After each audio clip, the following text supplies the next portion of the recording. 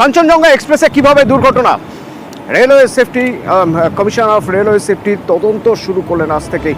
বেশ কয়েকজনকে জিজ্ঞাসাবাদ করা হবে, তদন্ত করে দেখা হবে কিভাবে এই দুর্ঘটনা, কিভাবে একই লাইনে চলে এলো এবং কাঞ্চনজঙ্ঘা এক্সপ্রেসে কিভাবে ধাক্কা মালগাড়ি।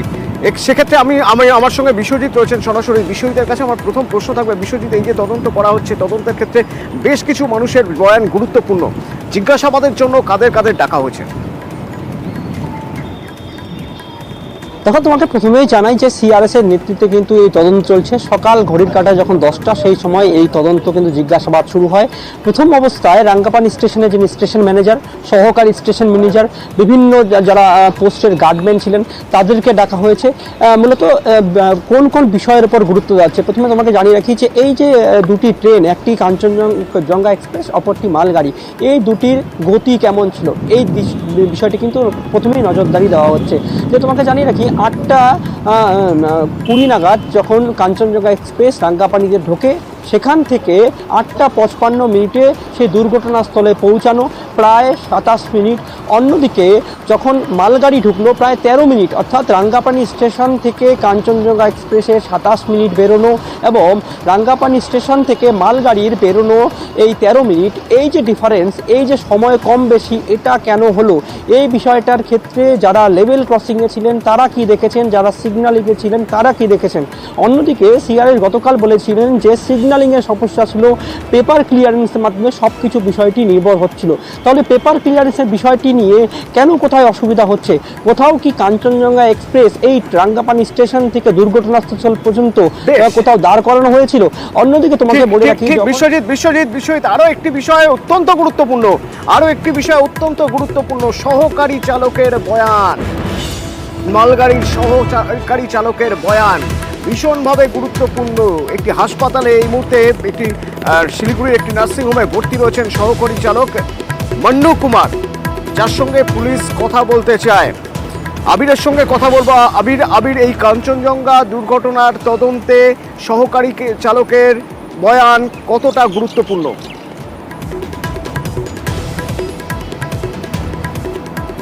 তার কারণ হচ্ছে 13 মিনিট এবং 28 মিনিটের অঙ্কে দাঁড়িয়ে আসলে কেন 13 মিনিটে মালগাড়িটি রাঙ্গাপানি স্টেশন ছেড়ে দুর্ঘটনাস্থলে পৌঁছে যেতে পারলো, যেখানে কাঞ্চনজঙ্ঘা এক্সপ্রেসের পৌঁছতে সময় লেগেছিল হচ্ছে 28 মিনিট।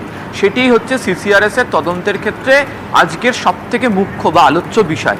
এই বিষয়ের যিনি যথাযথ উত্তর দিতে পারবেন, এই ঘটনার তদন্তের একমাত্র গুরুত্বপূর্ণ সাক্ষী, সেটা হচ্ছে এই সহকারী চালক, যিনি ওই পণ্যবাহী ট্রেনের সহকারী চালক ছিলেন হচ্ছে মনু কুমার।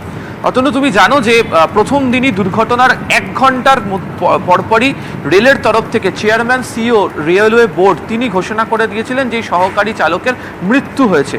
আদপে দেখতে পাওয়া গেল যে পণ্যবাহী ট্রেনের যিনি সহকারী চালক তিনি বেঁচে রয়েছেন। ফলে সিসিআরএস এর তদন্তের ক্ষেত্রে তার এই বয়ানটা অত্যন্ত গুরুত্বপূর্ণ। আজকে সকালবেলাও সিসিআরএস এর তরফ থেকে তাকে জিজ্ঞাসাবাদ করতে চাওয়া হয়েছিল, যদিও তিনি এখনো পর্যন্ত শারীরিকভাবে অসুস্থ, মানসিকভাবে বিপর্যস্ত হয়ে রয়েছেন, সে কারণে তাকে জিজ্ঞাসাবাদ করে উঠতে পারা যায়নি।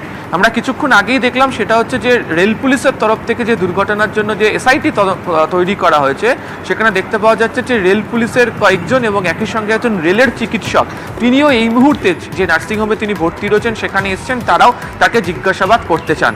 এবং একে জিজ্ঞাসাবাদ করে দুটো জিনিস জানা যাবে। এক, প্রথমত হচ্ছে রাঙ্গাপানি স্টেশনে এই মালগাড়ির যিনি চালক ছিলেন, যিনি মারা গিয়েছেন, তিনি রাঙ্গাপানি স্টেশন মাস্টারের কাছ থেকে পিএলসিটি রিসিভ করেছিলেন 8টা 35 এবং ট্রেনটি রাঙ্গাপানি স্টেশন ছেড়ে যায় হচ্ছে 8টা 42 এবং পিএলসিটিতে যে সিগন্যাল পোস্টের উল্লেখ করা আছে 654 থেকে 654 নম্বর সিগন্যাল পোস্ট অতিক্রম করে, লেভেল ক্রসিং অতিক্রম করে 652 এবং 650 নম্বর সিগন্যাল পোস্টের মধ্যে দুর্ঘটনাটি ঘটে।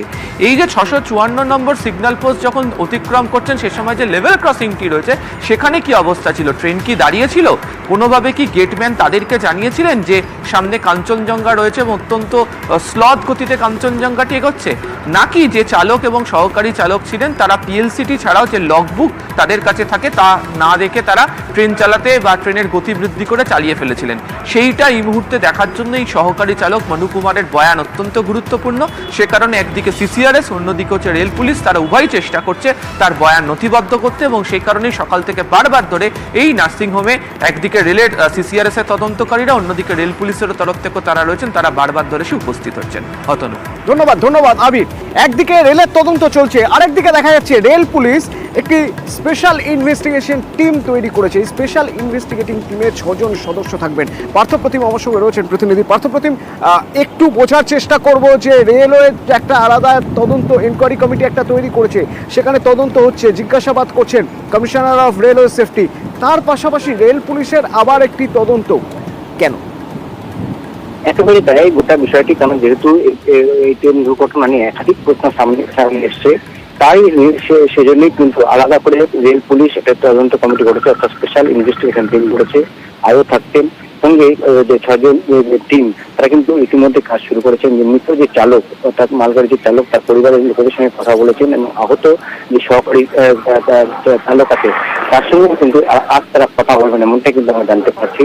পাশাপাশি যে সমস্ত আহত যাত্রীরা রয়েছেন তাদের সঙ্গে কথা বলি কিভাবে, কখন এবং কিভাবে এই ঘটনাটি ঘটেছিল, বিশেষ করে এই সিগন্যালিং ফেলিয়ারের ব্যাপারটা যেটা সামনে এসছে, এবং রেল পদস্থ কর্তারা যা স্বীকার করেছেন সিগন্যালিং ফেলিয়ারের জন্য এই দুর্ঘটনাটি ঘটেছে, এবং সহকারী চালককে জিজ্ঞাসাবাদ করে কিন্তু মানে মূল তথ্যটা কিন্তু তার হাত থেকেই পাওয়া যাবে, কেননা তিনি ওই রুমেই ছিলেন এবং পাশেই চালকের পাশে তিনি বসেছিলেন, এবং যেহেতু তিনি এখন ইনজিওর্ড হয়েছেন তবুও তাকে কিন্তু একটু সুস্থ হলে তাকে জিজ্ঞাসাবাদ করে গোটা বিষয়টি সামনে এনে তদন্তে গতি আনতে চায় রেল পুলিশ।